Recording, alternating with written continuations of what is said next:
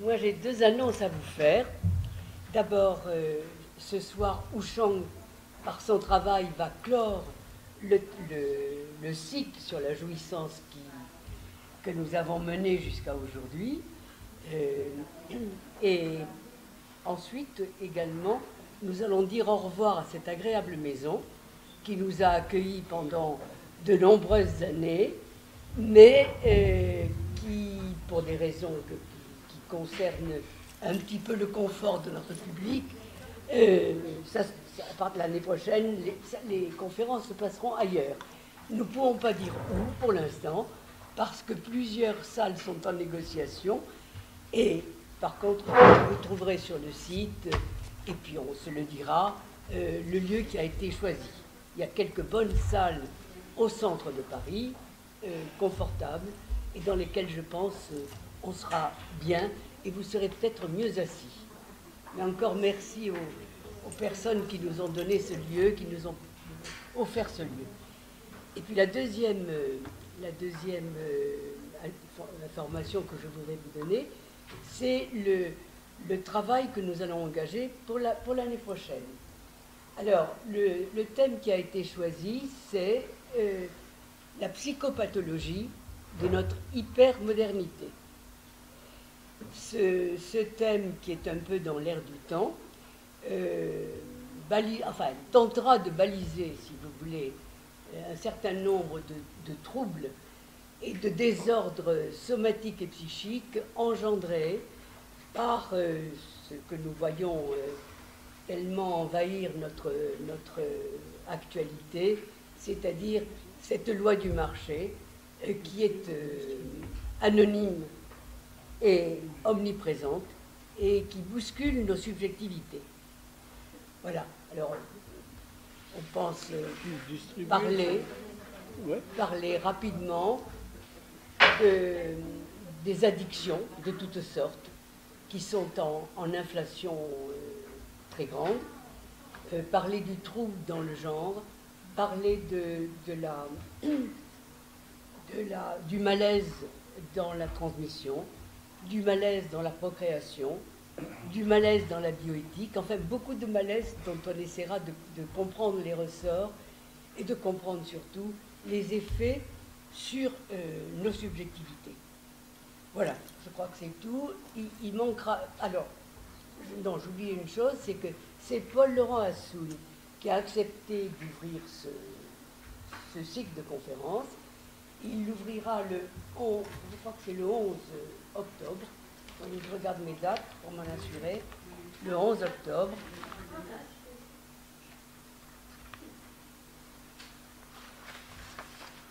C'est ça, le 11 octobre. Et je pense que Daniel nous a fait l'offre de parler, elle, le 8 novembre, aussitôt après. Et puis nous avons toute une liste d'invités que nous n'avons pas encore mis tout à fait au point, mais qui vous seront évidemment indiqués sur le site de la PM. Voilà. Maintenant, je vous laisse la parole. Eliane Perrasso est bloquée à Aix-en-Provence par la jouissance du TGV. Donc, elle vous transmet bien des choses et j'ai demandé à Geneviève de participer à la discussion. Alors, vous avez dit jouissance. Vous avez dit jouissance? Alors, jouissance, les uns... Pardon? Allô? Alors, les jouissances les uns avec les autres, contre les autres, dans les autres, mais toujours en relation de transfert, en fonction de la position structurale de chacun. Ah, il n'y a pas de micro parce qu'il y a une fuite chez la voisine. C'est la jouissance des écoulements. Non mais, vous allez voir. Bon, alors j'ai dit promenade dans les champs. dans les champs parce que c'est trop vaste cette histoire. Trop vaste. Allez. Bon alors on commence par allumer la télé si vous voulez bien. Hein, allumons la télé. Tous ces gens hurlant, en colère, parce que, voyez-vous, les gens sont en colère. Paraît-il, du moins ils tiennent ce rôle, et les médias le disent. En foule, en bande, en groupe, en clan, gonflant le torse et la voix, brandissant des armes ou des banderoles, ne parlant pas, mais décrétant, déclamant, non pas selon je, mais selon nous. Nous pensons, nous demandons, avec ample geste, élevant le ton, proférant des menaces, ça jouit fort. Et ça demande, plus exactement, ça exige de jouir encore plus fort, plus longtemps, plus loin, dans les abysses infinis. Et puis, les fusées, les tanks, les roquettes, les kalachnikovs, les tenues chamarrées, déguisées comme au carnaval, avec des breloques, qui sont les bijoux des hommes, et maintenant des tenues plus épurées, plus esthétiques. Merci beaucoup. Alors le bruit et la fureur, la fumée et les cendres, le sang et l'entame des corps. Ou encore courir, courir tout seul, ou derrière un ballon, le tripoter, taper dedans, avec la plus grande force possible, ou déployer une musique enivrante, devenir ou approcher les rockstars planétaires, ou encore se coller des produits psychoactifs, comme on dit, de l'alcool, du crack et toutes les variétés, et décoller. Assassinat fou délirant. Le Bataclan, etc. Les gens sortant, glissant dans le sang, dégoulinant sur le trottoir au risque de tomber. Et le soir même, à côté des images en boucle des attentats, d'autres chaînes diffusent des fictions. Des fictions avec des flots de sang. Des multitudes de meurtres, de puissance, de vengeance, de haine. Du faux, du vrai, du semblant, du réel, traversant le miroir. Et puis d'autres qui veulent les empêcher, les réduire, timidement ou carrément les faire saigner eux, les faire taire, crier plus fort, piquer le ballon, et vice-versa. Ceci est un concentré, une métaphore des rapports humains à la jouissance. Ainsi, le morbide nous submerge et réclame l'émotion. Les médias se concentrent sur une part minuscule de ce qui se déroule dans le monde. Ils sont beaucoup moins disert sur les mouvements créatifs, par exemple. Les myriades d'élaborations, de constructions, de prouesses techniques et théoriques, de la multiplication des savoirs et du développement du langage. Alors, Lacan nous dit,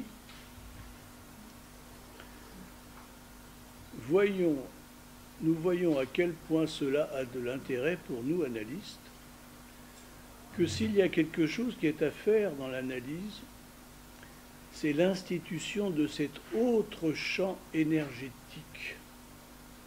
qui nécessiterait d'autres structures. Pour ce qui est du champ de la jouissance, hélas, qu'on n'appellera jamais, car je n'aurai sûrement pas le temps d'en ébaucher même les bases, qu'on n'appellera jamais le champ lacanien, pour ce qui est du champ de la jouissance, il y a des remarques à faire.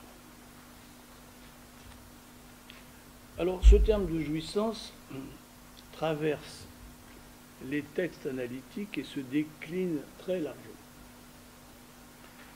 Jouissance de l'être, jouissance de la chose, jouissance absolue, jouissance autre, jouissance de l'autre, jouissance phallique, juste de jouir, jouissance supplémentaire, jouissance de la plante, moins de jouissance.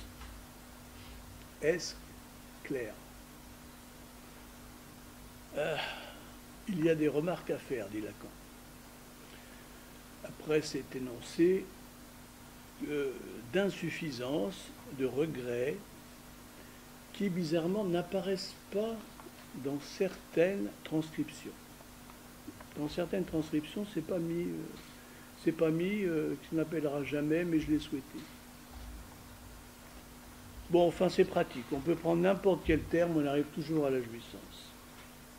Alors, est-ce que c'est un concept, un champ? Est-ce que c'est des champs? C'est très large, c'est trop large. Lacan parle d'un champ, il ne parle pas d'un point, fût-il extrême. Ça devient donc une question à la fois analytique, juridique, politique, anthropologique et, je souligne, énergétique. Est-ce que finalement ça ne parlerait pas du champ de la vie? Ne serait-ce pas légèrement mégalomane de la part de Lacan de vouloir installer l'exercice de la vie, les temps de la matière, sous son nom? Tout est porteur de jouissance. La jouissance traverse tout, des plantes aux animaux, du magma en fusion à la pierre apparemment inerte.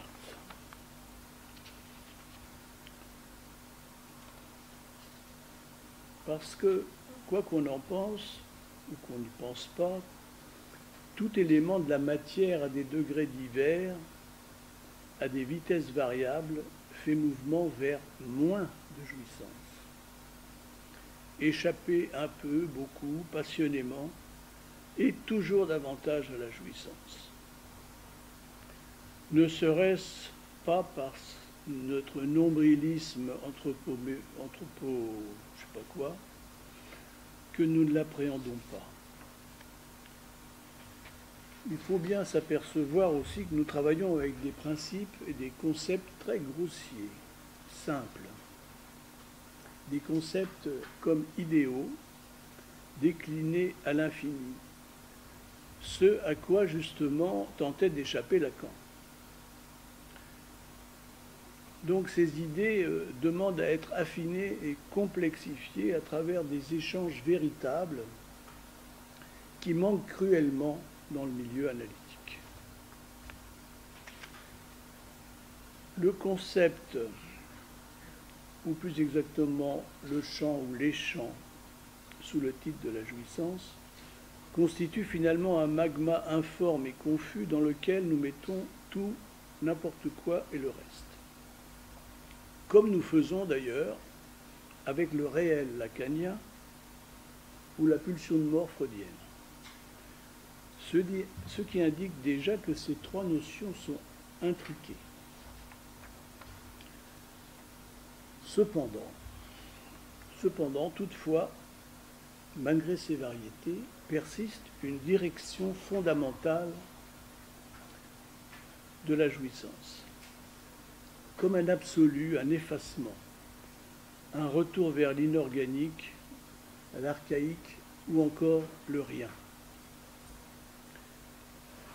Acmé d'extase, sentiment océanique, dit Freud, ne plus subir le malaise, les douleurs, les difficultés, ne plus faire d'efforts, ne plus encaisser la castration.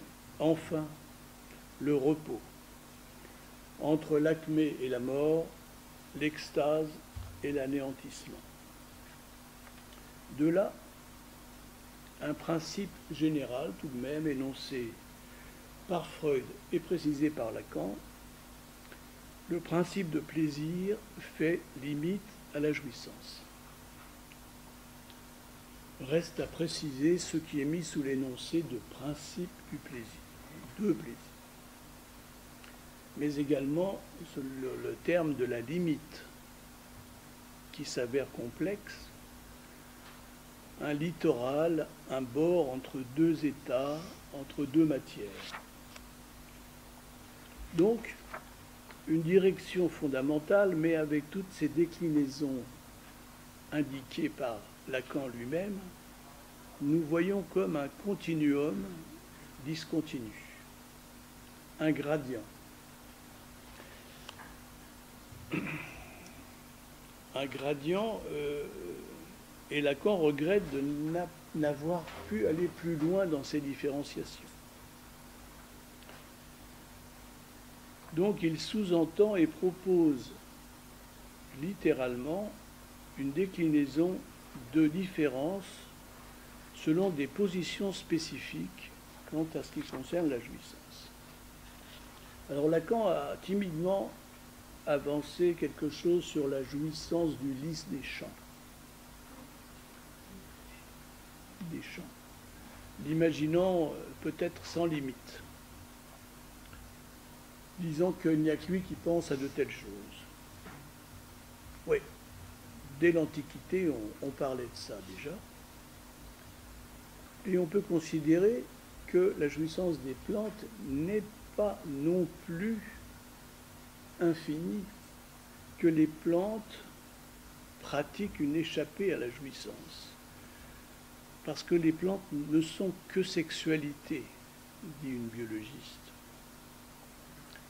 Donc la jouissance ne saurait être absolue, et je dirais même dans les minéraux, parce qu'il y a du mouvement dans les minéraux. Les mouvements ne cessent pas. Les mots sont des entames à la jouissance. La douleur est jouissance, mais aussi entame de la jouissance. La maladie, le délire sont jouissance et son entame. Une altération dans le mélange et l'entremêlement. Alors l'aspiration par le un, vers le un, est fondamentalement un mouvement bifide, bidirectionnel.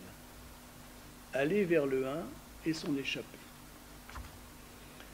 Ceci ouvre sur le chapitre du temporel, des temps de la vie, de l'espace-temps.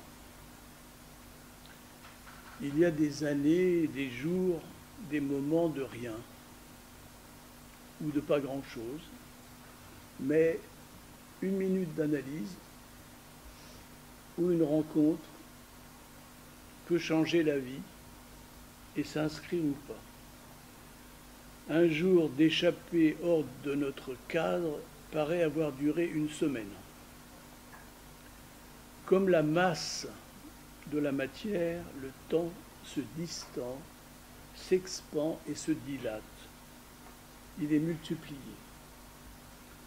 Distorsion des temps et sa courbure, disent les physiciens. Alors, à côté de cette direction infinie d'un absolu, inatteignable et irreprésentable, et à côté de ce gradient, deux notions fondamentales s'imposent: les différences et l'alternance.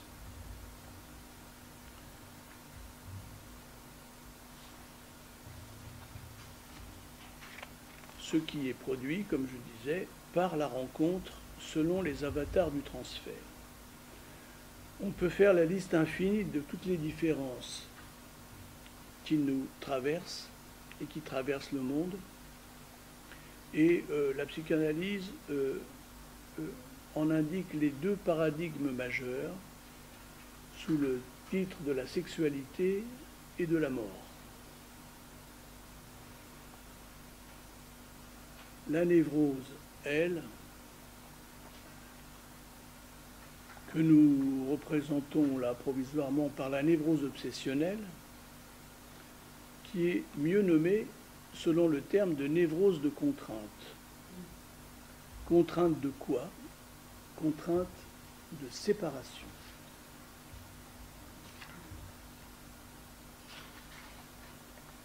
Les échanges dits physiologiques, la respiration, échange d'oxygène, du gaz carbonique, à travers la myriade des surfaces pulmonaires, les trous du corps, les organes des sens, la peau, jusqu'aux échanges et confrontations des mots dans le langage, dans l'infini des métaphores et des métonymies. Même la répétition, dit Lacan, est la dénotation précise d'un trait, comme identique au trait unaire, au petit bâton, à l'élément de l'écriture. Les plaintes de répétition dans les cures, je dis toujours la même chose, s'appuient cependant sur un trait. Et comme un micro-sillon, à chaque fois, il y a déplacement d'une petite ligne. Donc, à côté de la déclinaison graduelle de l'effort de vie du sujet et son déplacement, un autre chapitre considérable, et comme passé sous silence, c'est celui de l'alternance. Car, comme dit je ne sais plus qui, tout ce qui vit alterne. S'échappe de la jouissance, s'en nourrit et revient, ce qu'on peut appeler aussi rythme.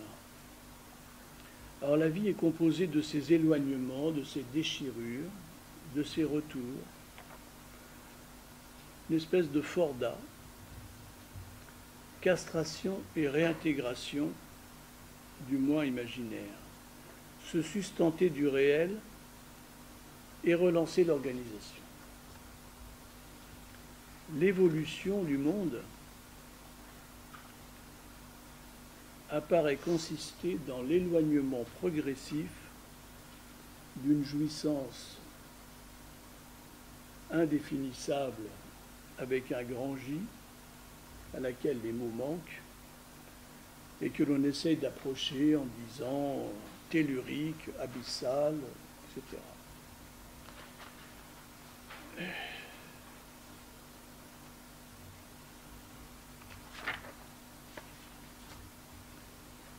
Par le développement de la réactivité, des échanges, des rencontres, nous avons donc la sexualité. La sexualité, dans un sens large, existe dans tous les mondes, que ce soit animal, végétal et même minéral.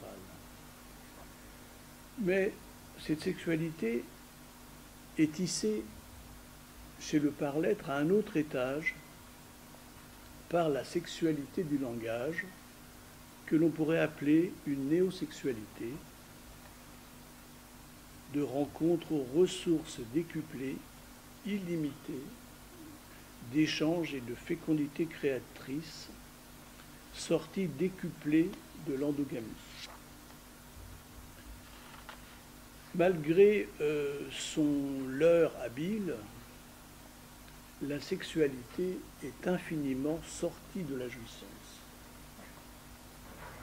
L'orgasme, acmé fugace, attire et appâte le papillon humain, mais la sexualité n'est absolument pas résumée par ce leurre de la relation sexuelle, physique, qui accapare l'attention.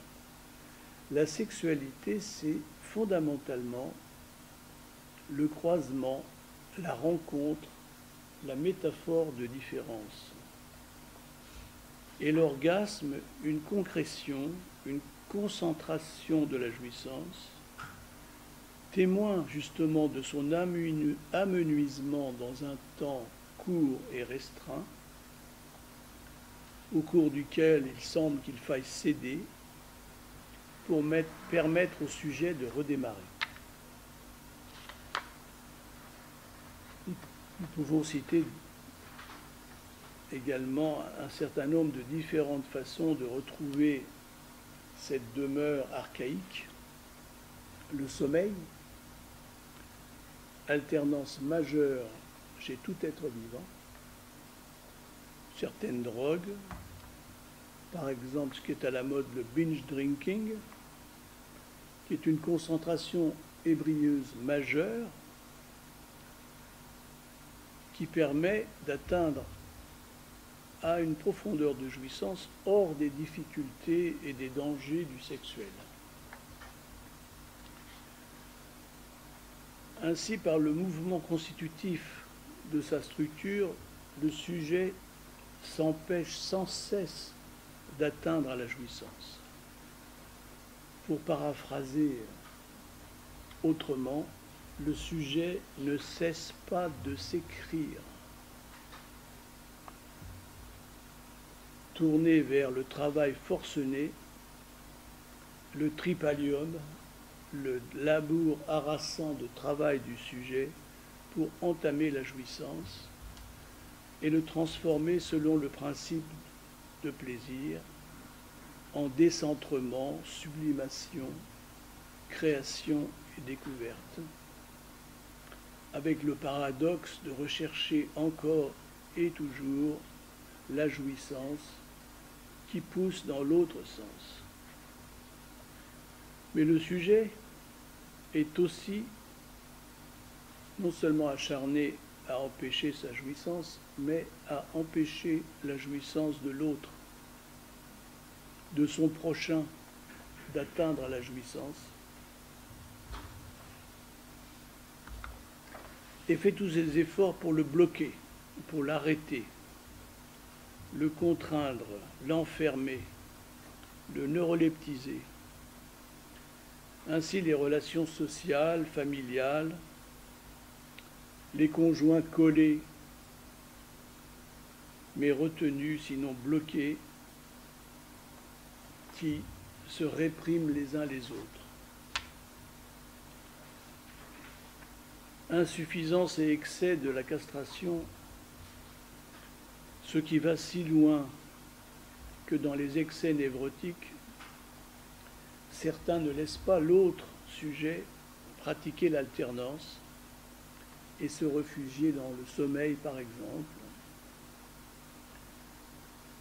Ceci corrélé à l'autre face, la castration mal assumée, pour écraser l'autre, son prochain, sous sa jouissance.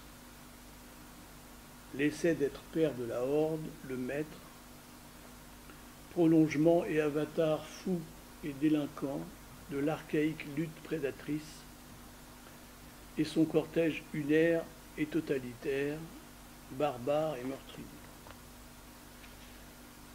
C'est le chapitre de la recherche du pouvoir sur l'autre, la propension à vouloir s'instituer à la place de grand autre et le faire objet, si possible, de sa jouissance jusqu'à l'extinction, jusqu'à la mélancolisation, le démembrement, l'explosion, l'anéantissement, et réussir à effacer la castration dans un acmé. C'est même ici le sujet actuel, préoccupant la dialectique contemporaine et la polarisation médiatique, la captation sur les questions de pouvoir et de terreur entre fascination et répulsion. Phase de l'humanité qui s'interroge avec confusion sur les prétendants à être le grand autre sans les comprendre, tout occupé à essayer de sortir de la phase de chasse et cueillette pour se diriger vers le respect, la solidarité, jusqu'aux animaux et les plantes dans une symbiose élargie.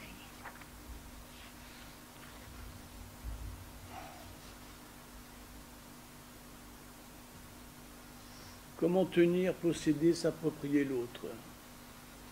Par la jouissance, donner, imaginer, proposer.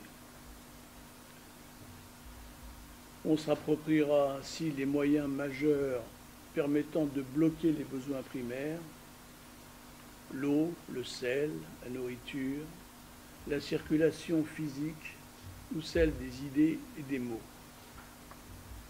S'approprier l'autre par le sexe ou la croyance pure, par un langage clos, la jouissance ineffable, longuement attendue, tentée et expérimentée, et une fois réussie hallucinatoirement. La musique, la littérature, la théologie, la politique essayent de montrer la maîtrise, hors métaphore, et la jouissance majeure que le sujet tente de réitérer toute sa vie, ou presque. Les rockstars, les dictateurs, dispensateurs de jouissance folle, par identification et englobement, maîtres de la jouissance, et sa version ordinaire, plus modeste, des notables, des chefs, des mafieux, des représentants de Dieu et du Verbe,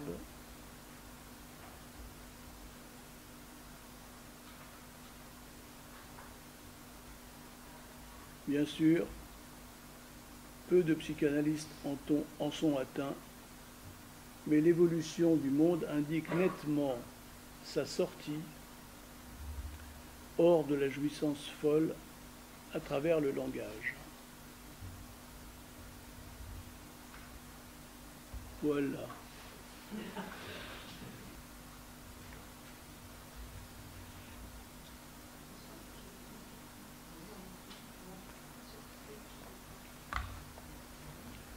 La sortie de la jouissance folle, oui.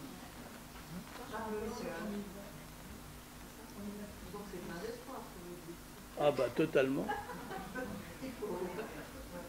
Ah bah complètement. À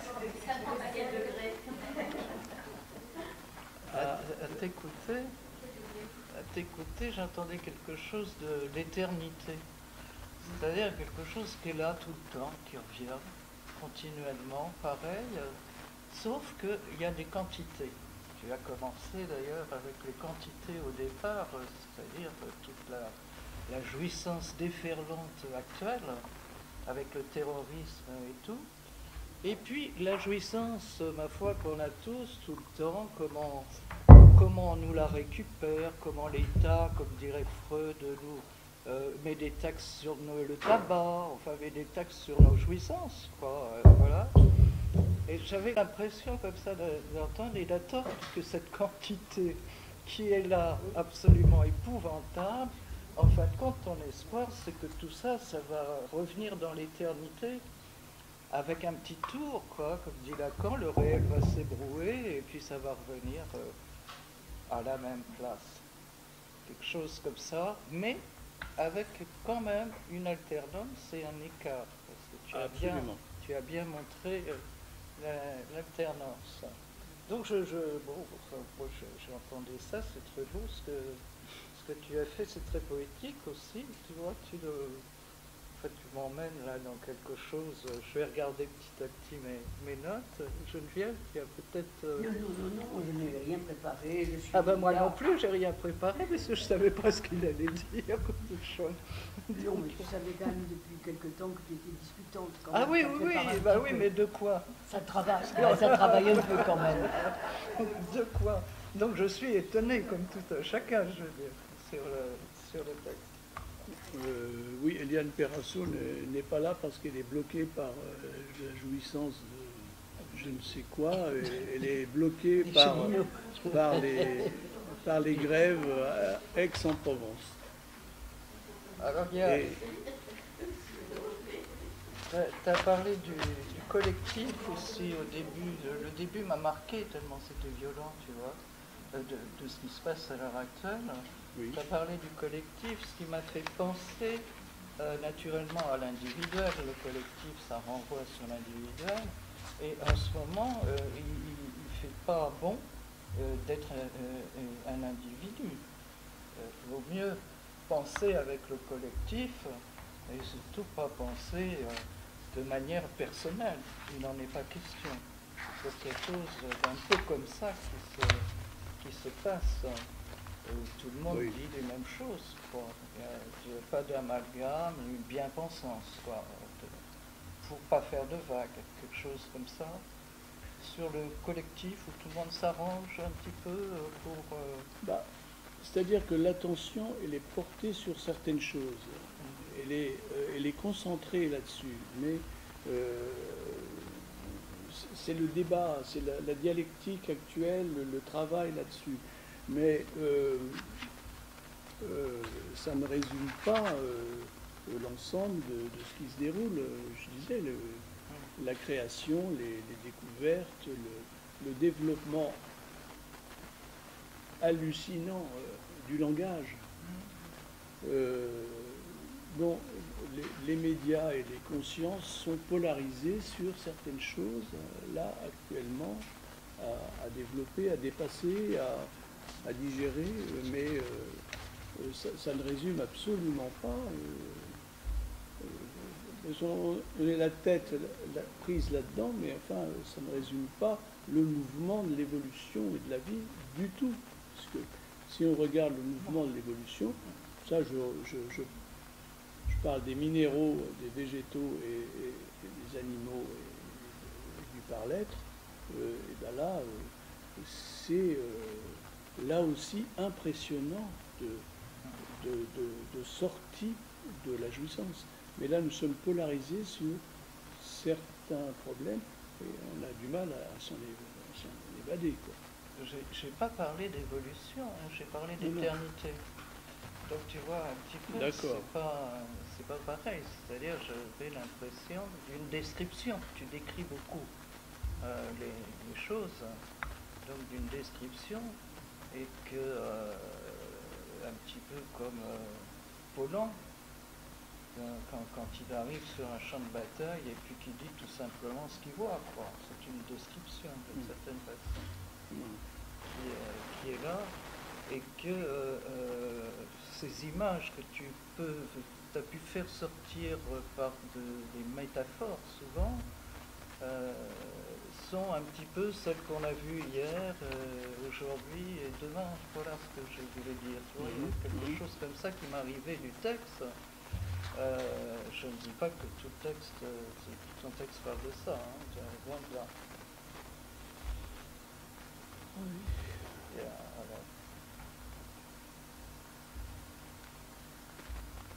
Oui, les modalités de jouissance, en fin de compte, selon les époques, il y en a certaines qui sont permises et d'autres qui ne sont pas permises. C'est les différentes modalités. Là, c'est permis, par exemple, d'aller faire un concert au Bataclan.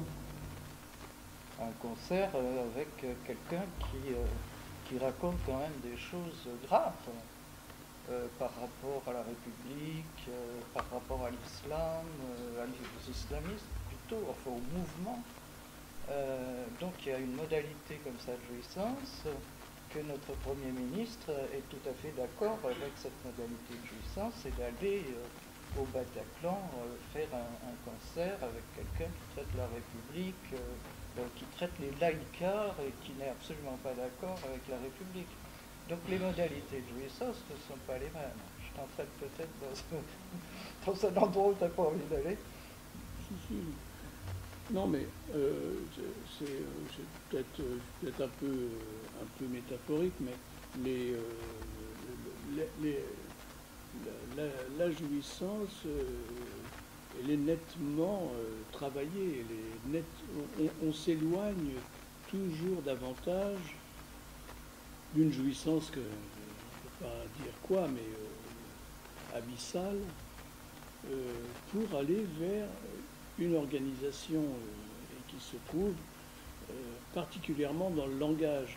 Mais le terme d'alternance est fondamental parce qu'il y a nécessité de retourner dans la jouissance la plus profonde pour redémarrer, pour que le sujet redémarre. Et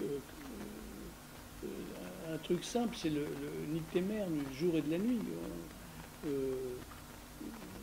Il y a la nécessité d'aller loin, parce que le sommeil, il y a peu de textes analytiques sur le sommeil.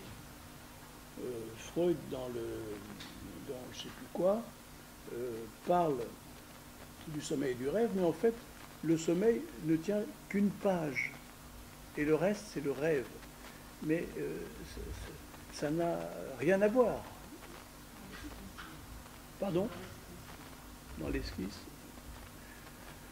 Le rêve, c'est pas ça le sommeil.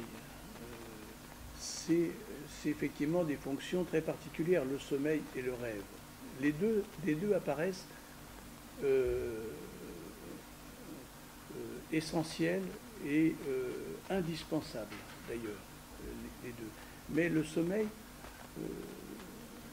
dire qu'il y a des gens qui dorment plus ou moins, il y a des âges de la vie où on dort plus ou moins, et il y a des sommeils plus ou moins profonds. Et d'ailleurs, la plainte récurrente de certains ou à certains âges de dormir pas assez, c'est la plainte de ne pas retrouver cette jouissance très majeure. Hein.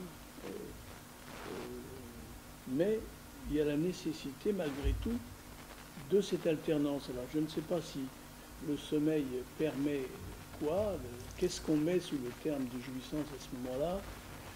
Cette nécessité de récupérer quelque chose, je ne sais pas, du réel, et manifestement, ça permet le redémarrage de l'élaboration du sujet. Oui, c'est que Freud lie du verbe lier le rêve et le sommeil, puisque le rêve est le gardien du sommeil. C'est comme ça qu'il dit. Donc, ça va ensemble.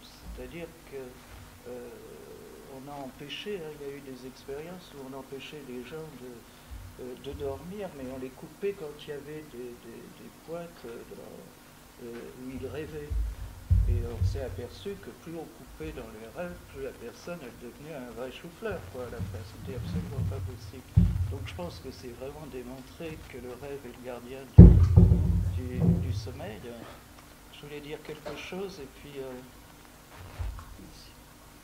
ça me reviendra. Je voulais te répondre là-dessus. Oui.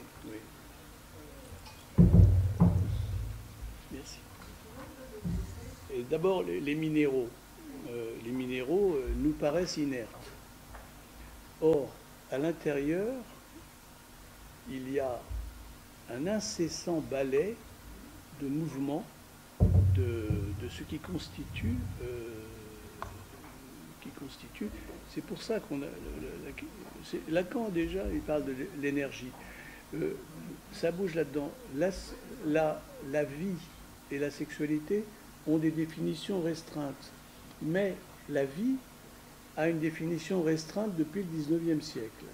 Dans l'Antiquité, la vie allait jusqu'aux animaux, aux plantes, et je ne sais plus si les minéraux aussi, mais ça c'était inclus dans la vie. Et là-dedans, il y a du mouvement. C'est-à-dire qu'on ne peut pas non plus voir le langage de manière linéaire. Il est patent qu'il y a des phases de blocage, de non-évolution du langage. C'est tous les temps grossièrement totalitaires où il y a des figures imposées au langage, il y a des limitations. Et par exemple, parler des anciens grecs, il y a des périodes dans le monde, dans la vie du monde, depuis que, parlons de la période historique, par exemple, où il y a des avancées fabuleuses, et après un étouffoir, bizarrement, une stagnation. Et d'ailleurs, ça c'est une autre caractéristique de l'évolution, c'est qu'il y a des temps de stase, dit, comment il s'appelle, ça va venir, pardon? Oui, des paliers. Alors, et bizarrement, ça tient par exemple, dans l'Antiquité, il y a eu une phase fabuleuse, des choses qui sont absolument actuelles, que on ne se rend pas compte à quel point, parce qu'en général, les textes sont perdus. Mais vous connaissez très bien Anaxagore de Clésomène. Bien sûr, c'est ma Bible. C'est au-dessus de tout, quoi. Je veux dire que c'est même au-dessus d'Aristote. C'est impressionnant le développement qu'il y a eu. Mais ce qu'il a fait et ce qu'ont fait par exemple Aristote ou d'autres, eh ben, c'est mis sous l'éteignoir pour des questions différentes de pouvoir, de blocage. Et par exemple, il y a des choses qu'il a amenées qui disparaissent pendant 1000 ans et qui réapparaissent un peu et qui redisparaissent et qu'on retrouve après, où les atomistes anciens, Démocrite et compagnie, c'était déjà une préfiguration de l'atomisme actuel qui s'est développé. Alors, il y a des endroits dans le monde, il y a des endroits. Alors, par exemple, il y en a qui, dans la psychanalyse, encensent une période viennoise. Ok, je ne sais pas combien de temps ça a duré. Il y a des phases comme ça, certaines situations qui permettent ces élaborations, et d'autres qui sont des éteignoirs, quand même caricaturalement dénoncés par Orwell, de langage limité, imposé.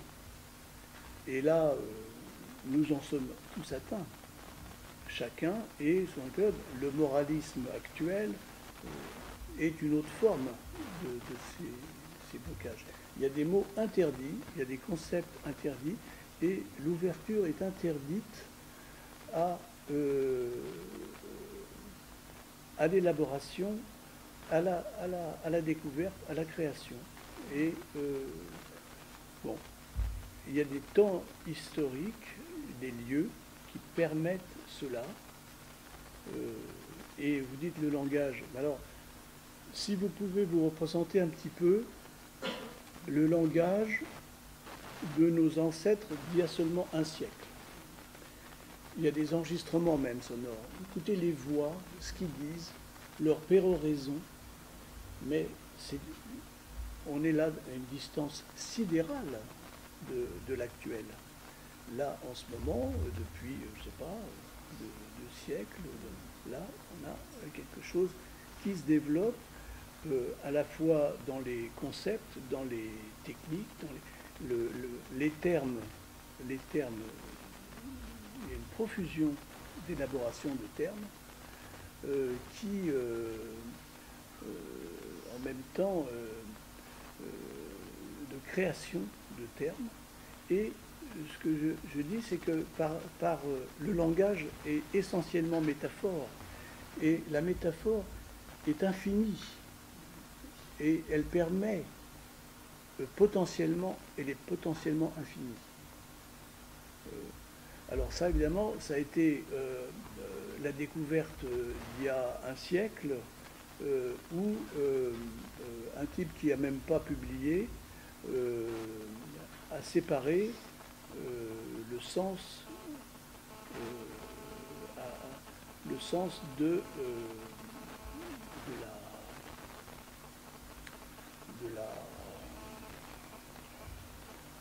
enfin, on est sorti de l'hégémonisme du sens par notre ami, comment il s'appelle,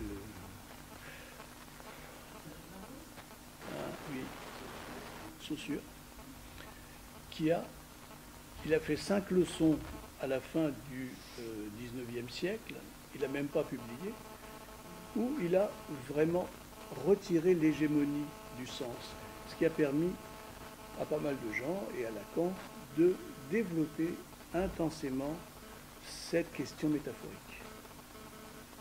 Hein, le champ de la vie. Et c'est vrai qu'avec toutes ces jouissances, Lacan a voulu vraiment faire un portrait de ce qu'on appelle, ce que toi tu as appelé le champ de la vie, et que c'est naturellement un travail de titan, enfin même c'est un travail impossible, c'est de l'ordre de l'impossible, c'est exactement ça qui se disait. Et quand tu parlais de ça, et tu parlais également du champ énergétique, puisque Lacan nous l'a quand même mis dans les pattes, il s'en est pas vraiment bien expliqué d'ailleurs, j'ai l'impression. Non, pas du tout. L'énergie de l'a laissé un peu à la Freud, et il est parti plutôt sur la topologie en laissant tout ça de côté, ce qui est un peu dommage d'ailleurs de temps en temps. Et avec le champ de la vie, je reviens un petit peu à ce que je disais par rapport à l'éternité, où là tu viens de redévelopper d'une autre façon.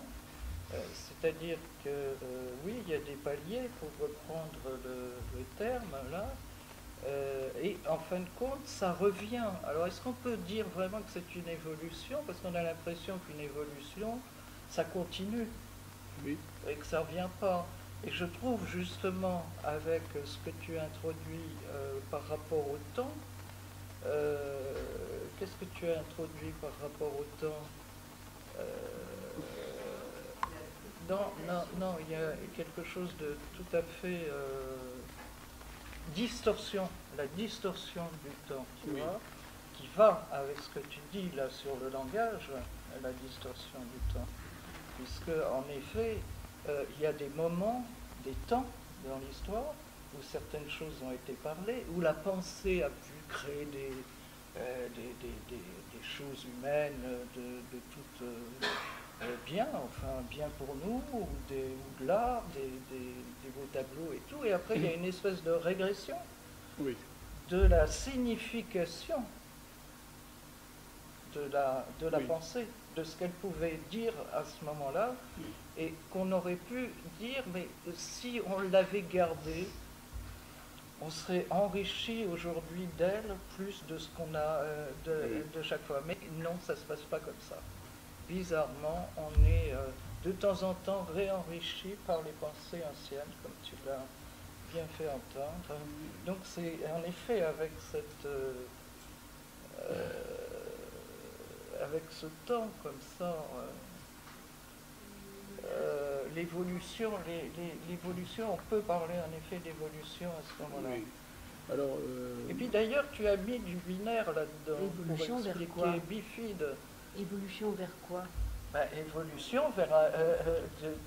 quand tu as parlé du 1, tu as dit qu'il allait dans une direction, qu'il était bifide, qu'il allait dans une direction ou dans l'autre direction bifide. Tu vois, bon, il y a une distorsion comme ça.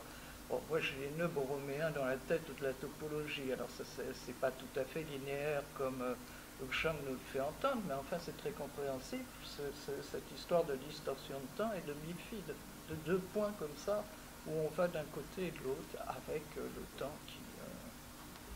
c'est un peu comme ça que je...